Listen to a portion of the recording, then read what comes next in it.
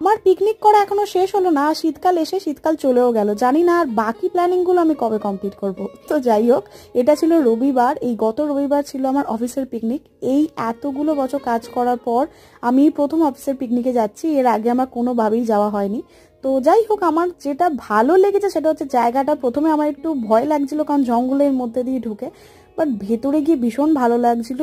পুরো চারিদিকে ছোট ছোট পুকুর, খাল, আর মাঝখানে সরু রাস্তা, একেবারে গ্রাম্য পরিবেশ, আর আমরা ছাড়া কেউ ছিল না। তো ভীষণ ভালো লাগছে জায়গাটা। আর এই যে শান্তিনিকেতনের প্যান্টটা আমি কিনেছি, আই সোয়ার, মানে আমি এর 4-5টা কপি পরের বার শান্তিনিকেতন গেলেও নিয়ে আসবো, আর শুধু এই প্যান্টটাই পরে ঘুরবো। আমার এত কমফর্টেবল আর ভালো লাগছে এই প্যান্টগুলো। তোমরা জানো তোমাদের কাদের এই প্যান্টগুলো ভীষণ ভালো লাগে। চারিদিক ঘুরে যত পেরেছি ভিডিও করেছি যাতে তোমার সাথে শেয়ার করতে পারি। জায়গাটাতে এত গাছ ছিল, পেঁপে, লেবু, লঙ্কা, প্রচুর ধরনের গাছ ছিল, ফুলের গাছ তো ছিলই। আমি তো